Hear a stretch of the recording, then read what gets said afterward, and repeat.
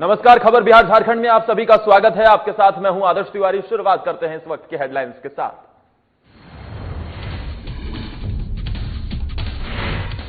बेंगलोर के बाद लेह लद्दाख से 60 मजदूर पहुंचे रांची के बिरसा मुंडा एयरपोर्ट। सीएम हेमंत सोरेन ने रांची पहुंचे श्रमिकों का किया स्वागत। सभी प्रवासी मजदूरों ने जानी उनकी कुशलता। औरंगाबाद पहुंचे भारत सरकार के पूर्व मंत्री और रालोसपा के सुप्रीमो उपेंद्र कुशवाहा। प्रखंडों में बने क्वारंटीन सेंटर का किया निरीक्षण। अधिकारियों को कुछ प्रारंभिक कमियों में सुधार लाने की कही बात। बिहार में लगातार हो रहा कोरोना संक्रमित मरीजों की संख्या में इजाफा। समस्तीपुर में कोरोना से हुई पहली मौत के बाद युवक की रिपोर्ट आई पॉजिटिव। और औरंगाबाद के रफीगंज में ग्रामीणों ने पेश की मानवता की मिसाल। ग्रामीण कर रहे प्रवासी मजदूरों की मदद। ट्रेन में सवार सभी प्रवासियों को दे रहे भोजन पानी।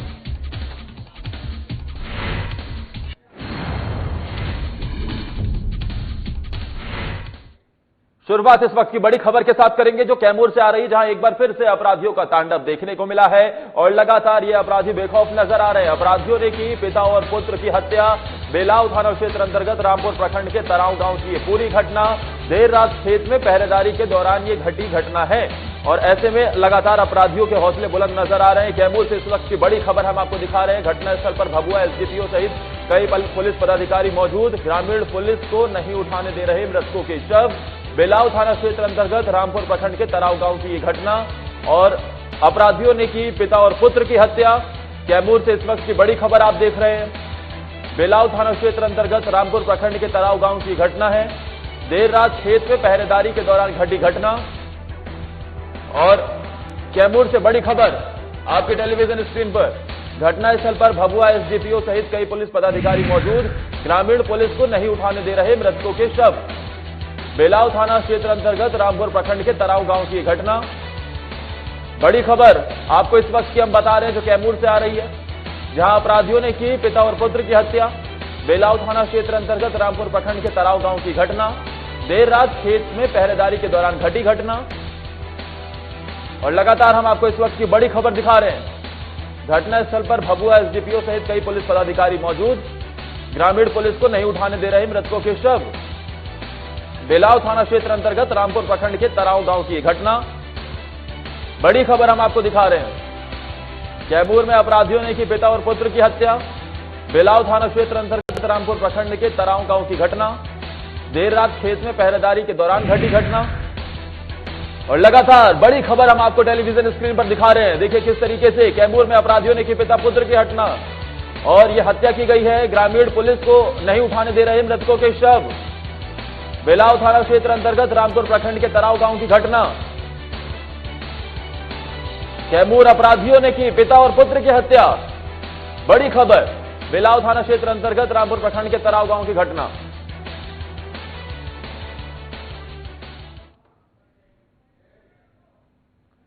वहीं लॉकडाउन के दौरान विभिन्न राज्यों में फंसे प्रवासी मजदूरों के आने का सिलसिला लगातार जारी है।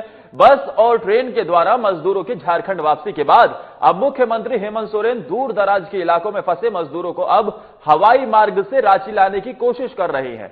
इसी कड़ी में बेंगलोर के बाद लेह लद्दाख से 60 मजदूर रांची के बिरसा मुंडा एयरपोर्ट पहुंचे।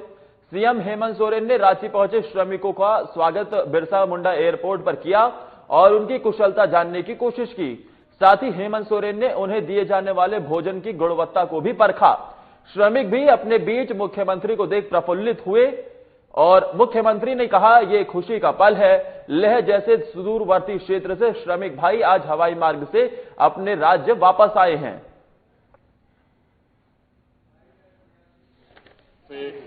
झारखंड सरकार की तरफ से मत ऐसा कीजिए ना बहुत हवाई जहाज के माध्यम से दूर दराज रहने वाले प्रवासी मजदूरों को लाने की प्रक्रिया में आज ये पहला कदम है। आज लद्दाख कारगिल में मजदूरी करने गए लोगों को आज हम लोगों ने यहाँ वापस बुलाया है और इसके बाद अंडमान निकोबार का भी वहां पर भी बड़े पैमाने पर मजदूर हैं, वो भी बहुत जल्द यहां आएंगे। साथ हमारे वरिष्ठ संवाददाता राजीव रंजन फोनलाइन पर जुड़ गए हैं। राजीव, जब ये मजदूर बिरसा मुंडा एयरपोर्ट पर पहुंचे तो कितने खुश दिखाई दे और सरकार का किस तरीके से धन्यवाद करते दिखाई दिए? देखिए, झारखंड ये पहला प्रदेश है जहां पहली बार ट्रेन से भी मजदूर वापस आए थे। श्रमिक जो है प्रवासी वो वापस आए थे और पहली बार कोई ऐसा स्टेट है जो हवाई जहाज से भी अपने मजदूरों को वापस ला रहा है। तो मजदूर काफी खुश दिखाई दे रहे थे और जो प्रवासी लोग, अन्य जो वर्ग के लोग थे, वो भी काफी उत्साहित और खुश दिखाई दे रहे थे। जब पहला फ्लाइट आया था रांची के लिए, उस दौरान भी जितने भी यात्री उतरे थे वो सरकार का धन्यवाद कर रहे थे। उनमें से कई यात्री ऐसे भी थे जो इस बात को के लिए आश्चर्यचकित भी थे कि उन्हें फ्लाइट से वापस लाया गया है। और दूसरा फ्लाइट भी जब आया तो वो मुख्यमंत्री जब उनसे हालचाल जान रहे थे तो काफी मन से मन गदगद हो रहे थे और मुख्यमंत्री को धन्यवाद कर रहे थे। साथ ही साथ कई ऐसे यात्री भी थे जिन्होंने कहा कि वो पहली बार फ्लाइट पे चढ़े हैं। तो ये एक सरकार की बड़ी उपलब्धि है और जनता के प्रति जो सरकार की जवाबदेही होती है उसे कह सकते हैं कि ये पूरा किया जा रहा है। जी राजीव, लेह लद्दाख से तो 60 मजदूरों की वापसी हो गई है, लेकिन अभी भी देश के कई सुदूरवर्ती क्षेत्रों में मजदूर फंसे हुए हैं झारखंड के। तो क्या अभी ये सिलसिला और आगे चलेगा और क्या फ्लाइट से मजदूरों की वापसी अभी और होते देखेंगे हम झारखंड में? जो मजदूर फंसे उनके लिए लगातार अभियान चलाया ही जा रहा है, क्योंकि अभी तक आप देखेंगे कि 4.5 लाख का जो आंकड़ा था वो लगभग पूरा होने को है। जो प्रवासी बाहर फंसे हुए थे वो वापस आ चुके हैं। तो ऐसे में मुख्यमंत्री ने आगे भी कहा है कि जो स्पेशल 60 ट्रेन की जो मंजूरी दी गई उसके माध्यम से भी तमाम जो प्रवासी है उनको लाया जाएगा। इसके साथ साथ जहां ट्रेनों की सुविधा सुगम नहीं है, जहां आवागमन सुगम नहीं है ट्रेनों का, बसों का, वहां फ्लाइट के माध्यम से भी लाया जाएगा। लगातार ये प्रयास चलाया जाएगा। तो मुख्यमंत्री खुद इस बात को लेकर गंभीर हैं और लगातार इस बात को लेकर मॉनिटर कर रहे हैं कि कितने प्रवासी आए हैं और कितने प्रवासी बाकी हैं दूसरे प्रदेशों में। जी शुक्रिया राजीव, तमाम जानकारी देने के लिए आपका। भारत सरकार के पूर्व मंत्री और रालोसपा के सुप्रीमो उपेंद्र कुशवाहा औरंगाबाद पहुंचे, जहां उन्होंने कई प्रखंडों का दौरा किया और प्रखंडों में बनाए गए क्वारंटीन सेंटरों का निरीक्षण भी करते हुए नजर आए। इस दौरान उन्होंने अधिकारियों को कुछ प्रारंभिक कमियों में सुधार लाने की बात कही। साथ ही यह भी बताया कि अब बिहार के लगभग सारे प्रवासी घर आ चुके हैं, मजदूरों की अपनी घर वापसी हो चुकी है। अब उन्हें रोजगार देने की आवश्यकता है। इसके लिए हमने रोजगार के बिंदु पर पत्र के माध्यम से मुख्यमंत्री को कई तरह के सुझाव भी दिए हैं। कमी है उसमें जो हमने बताया कि सैनिटाइजर नहीं मिला है लोगों को, मास्क नहीं मिला है लोगों को, कई जगह मच्छरदानी नहीं मिलने की भी शिकायत है, खाने के बारे में लोग संतुष्ट नहीं है। तो इस तरह की दिक्कत है। हमने कहा है स्थानीय अधिकारियों से और फिर इस ब्लॉक के अलावा वो भी हम गए थे, अभी ओबरा जाएंगे, फिर जिला कलेक्टर से भी हम बात करेंगे कि जो कुछ भी लोगों को दिक्कत है प्रयास करके उस दिक्कत को अविलंब दूर कराएं।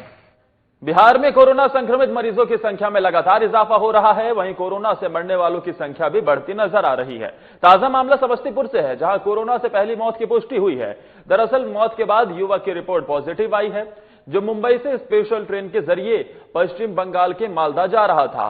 उसी दौरान ट्रेन में अचानक उसकी तबीयत खराब हो गई और उसे बेहतर इलाज के लिए समस्तीपुर सदर अस्पताल में भर्ती कराया गया, जहां इलाज के दौरान ही युवक की मौत हो गई।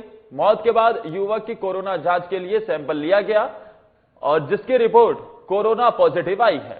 रिपोर्ट पॉजिटिव आने के बाद युवक के संपर्क में आए डॉक्टर और स्वास्थ्य कर्मियों को क्वारंटीन करने और उनके सैंपल लेने की तैयारी अब की जा रही है।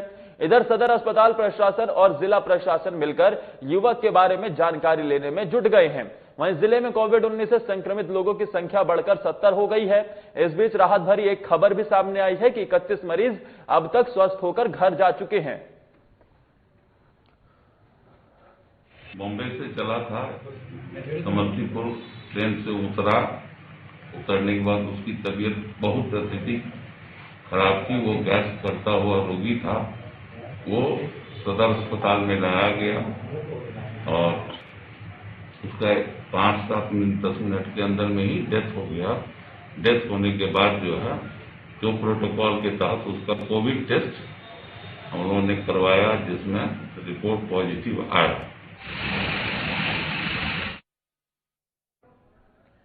मौत के बाद युवक की रिपोर्ट पॉजिटिव आई और इसको लेकर अब जिला प्रशासन में हड़कंप भी मच गया। समस्तीपुर में ये पहली मौत बताई जा रही है। हमारे साथ हमारे संवाददाता अफरोज आलम फोन लाइन पर जुड़ गए हैं। अफरोज, सबसे पहले फिलहाल क्या अपडेट मिल रहा है? जी आदर्श, ये बता दें कि समस्तीपुर में ये पहली मौत है कोरोना से। और सबसे ये है कि जो है कि ये मुंबई से जो है श्रमिक स्पेशल ट्रेन से वो अपने घर मालदा जा रहे थे। जो इसी दरमियान 2 दिन पूर्व जो है उनकी तबीयत जो है ज्यादा खराब हुई थी, जो उनके सहयोगियों के द्वारा जो है समस्तीपुर स्टेशन पे उनको उतारा गया था और वहीं से मेडिकल टीम ने जो है उन्हें सदर अस्पताल एडमिट किया था। लेकिन बता दें कि कल शाम देर शाम जो है उनकी मौत जो है सदर अस्पताल में हो गई है। और यहाँ पे जो अभी सिविल सर्जन जो है जानकारी दिए हैं हम लोगों को, जो उनके संपर्क में जो डॉक्टर या स्वास्थ्य विभाग के जो है अधिकारी जो भी आए हैं उन्हें क्वारंटाइन किया गया है। लेकिन अफरोज, इस बीच अगर ये शख्स मालदा की तरफ जा रहा था तो जाहिर तौर पर स्पेशल ट्रेन में हो सकता है कि कुछ लोग इसके संपर्क में आए होंगे, तो क्या उसकी भी कॉन्टैक्ट ट्रेसिंग चल रही है? जी जी बिल्कुल आदर्श, की जो है उसकी भी जो है अभी जांच चल रही है। और उसके जो है यहाँ जो है बताया गया है कि जो जो इनके संपर्क में थे सभी को खोज कर जो है उनको क्वारंटाइन किया जाएगा। शुक्रिया तमाम जानकारी देने के लिए अफरोज आपका।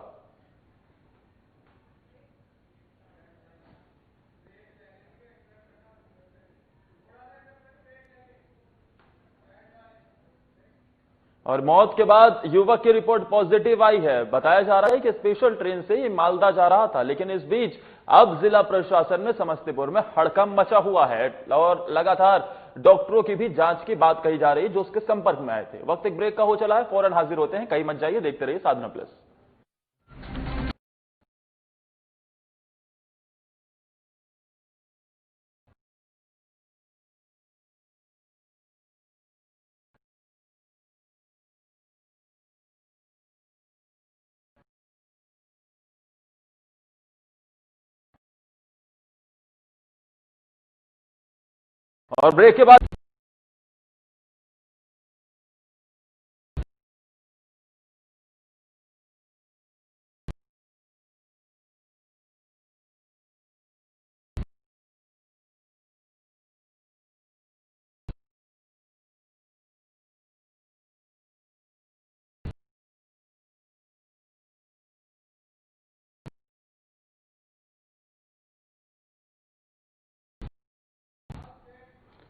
और ब्रेक के बाद इस वक्त की बड़ी खबर का रुख करते हैं जो हजारीबाग से आ रही है। और हजारीबाग से इस वक्त की बड़ी खबर, जहां निजी क्लिनिक में इलाज के क्रम में मरीज की मौत। इस वक्त की बड़ी खबर हम आपको बता रहे हैं, लोह सिंघना थाना क्षेत्र के लोह सिंघना रोड स्थित क्लिनिक में हुई मौत।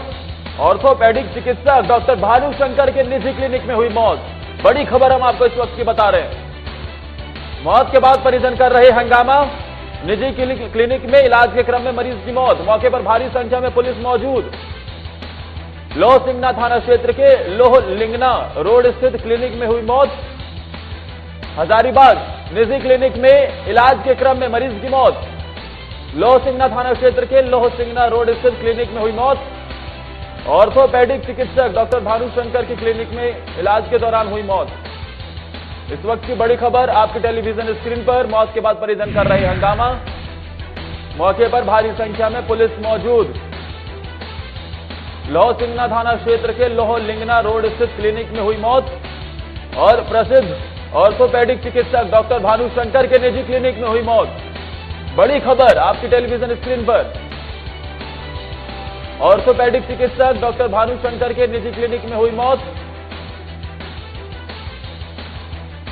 मौत के बाद परिजन कर रहे हंगामा और ऐसे में मौके पर भारी संख्या में पुलिस मौजूद।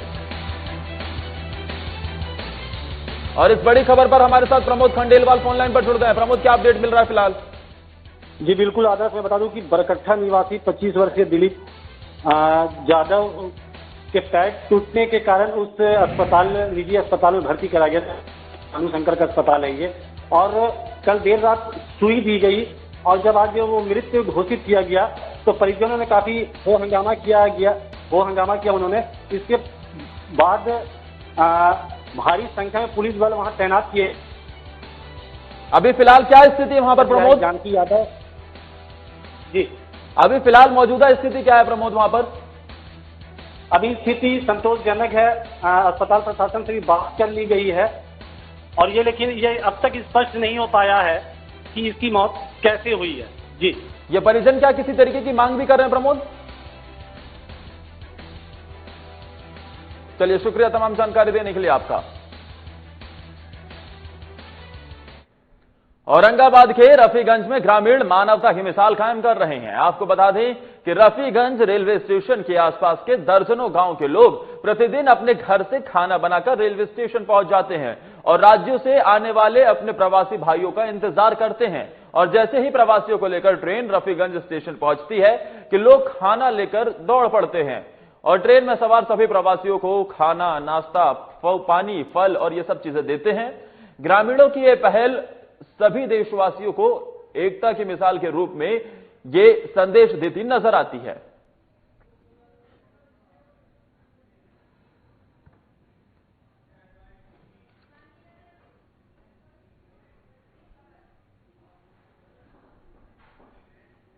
सिवान में इन दिनों अपराधी खुलेआम पुलिस को चुनौती दे रहे हैं। कभी दिन दहाड़े किसी को गोली मारने की तो कभी खुलेआम रंगदारी मांगने की घटना सामने आ रही है।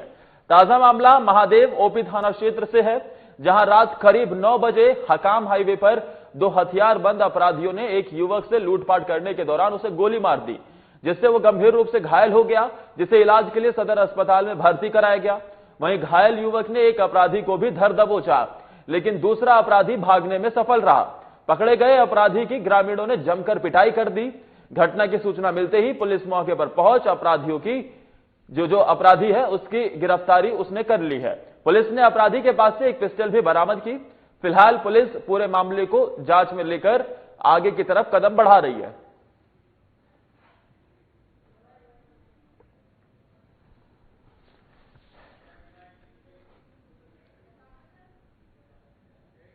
खबर मोकामा से है, जहां के टाल क्षेत्र के घुसवरी स्थित मधवा खंदा में अपराधियों ने रात 2 महादलित युवक की गला दबाकर हत्या कर दी। घटना के बाद महादलित समुदाय में काफी आक्रोश है। डबल मर्डर की इस घटना का कारण फिलहाल साफ नहीं हो पाया है। वहीं घटनास्थल पर ग्रामीणों की भारी भीड़ उमड़ पड़ी। घटना की सूचना मिलते ही पुलिस मौके पर पहुंच मामले की छानबीन में भी जुट गई है। डबल मर्डर की इस वारदात से पूरा इलाका दहशत के माहौल में है।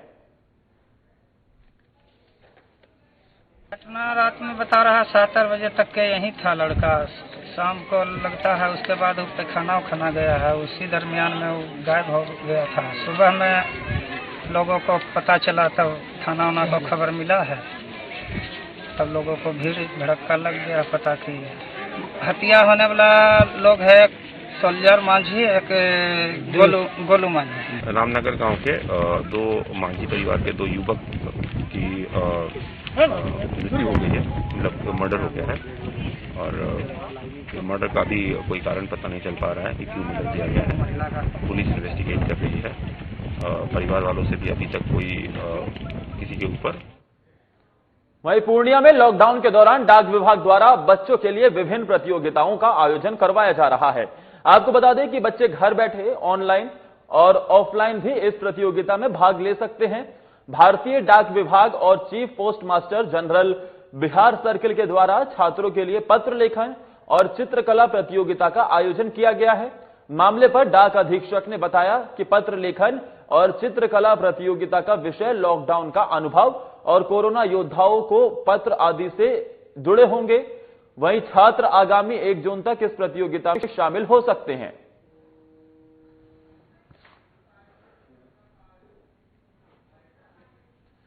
इसका सारा पता दिया हुआ है, ऑफलाइन या ऑनलाइन।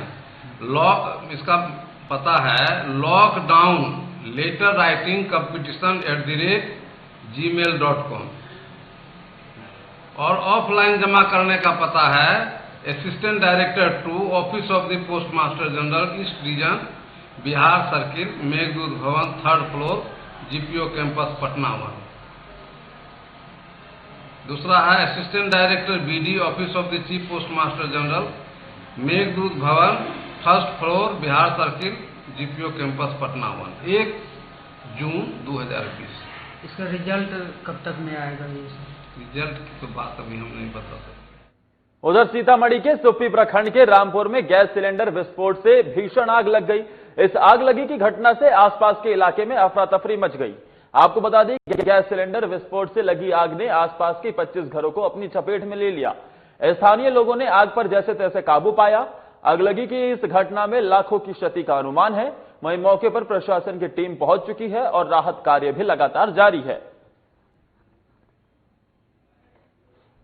पहले गैस सिलेंडर लीक होने के कारण आग लगा है। 25 परिवार बिल्कुल जड़ से नष्ट हो गया है। कोई भी सामान नहीं निकल पाया है। आपने सबसे पहले कौन पदाधिकारी से आपने संपर्क किया, पहुंचे? अब अभी तक वो पहले कोई नहीं पहुंचा। वार्ड सदस्य साथ थे, वो अपना खबर किए हैं, तो अब धीरे धीरे लोग आ रहे हैं। लगभग कितने का नुकसान हुआ है? लगभग 25 परिवार, जितने घर में सामग्री होते हैं रहने लायक परिवार के हिसाब। नालंदा के जगदीशपुर तियारी गांव में एक बार फिर दहेज लोभी ससुराल वालों ने एक विवाहिता को जहर खिलाने के बाद गला दबाकर हत्या कर दी और फरार हो गए। इधर घटना की जानकारी मिलते ही मृतक के परिजनों ने गांव से पुलिस की मदद से जमीन की खुदाई कर बोरे में बंद शव को बरामद किया। बता दें कि पुलिस मौके पर पहुंच शव को पोस्टमार्टम के लिए भेजकर घटना की छानबीन में जुट गई है।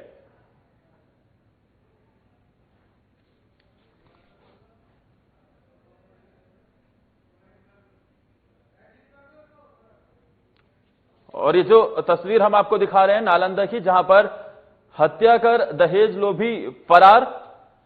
नालंदा के जगदीशपुर तियारी गांव में एक बार फिर दहेज लोभी ससुराल वालों ने एक विवाहिता को जहर खिलाने के बाद गला दबाकर उसकी हत्या कर दी और उसके बाद फरार हो गए। इधर घटना की जानकारी मिलते ही मृतक के परिजनों ने गांव की पुलिस की मदद से जमीन की खुदाई कर बोरे में बंद शव को बरामद किया है। बता दें कि पुलिस मौके पर पहुंच शव को पोस्टमार्टम के लिए भेजकर घटना की छानबीन में जुट गई है और लगातार इस तरीके से घटनाएं सामने आती हैं जो दिखाता है कि आज भी 21वीं सदी में लोग कैसे दहेज के लोभ के चक्कर में किसी के जान के दुश्मन बन जाते हैं, किसी को मौत के घाट उतार देते हैं। अपना बहन के शादी किए थे, 5.5 लाख दान दहेज दे के। अच्छा। जिसमें मेरी बहन करीब 6 महीना संतुष्ट खुशी रही। 6 महीने बाद एक बाइक के विवाद में लफड़ा हुआ। दहेज में मोटरसाइकिल मांग रहे थे। हम बोले बाबू धीरे धीरे हम दे देंगे, धीरे धीरे जब जुटेगा हम दे देंगे। उसके बाद घटना घटी यही कि मेरा बहन को सब मिल के घर वालों गला दबा के मार दिया गया और मार के गांव के बाहर बोरा में पैक करके मिट्टी में दबा दिया गया। जी नहीं, हम प्रशासन के साथ हम और प्रशासन दोनों मिलकर बरामद करके लाए। हम अपने बच्ची को पिछले साल शादी किए हैं, बहुत धूमधाम से खर्चा बैठा करीब 5-5.5 लाख रुपए। उसके बाद 6 महीने अच्छी ढंग से रहा है हमारी बच्ची खुशी से। उसके बाद फिर बाइक का मांग किया तो हम बोले कि धीरे धीरे जब होगा तो दे देंगे।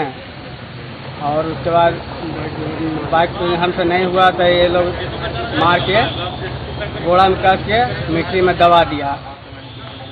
फिर हम लोग को मालूम पड़ा तो हम मिलके प्रशासन के साथ जाके बरामद किए और उसके बाद अभी हॉस्पिटल में आए हुए हैं और पोस्टमार्टम के लिए।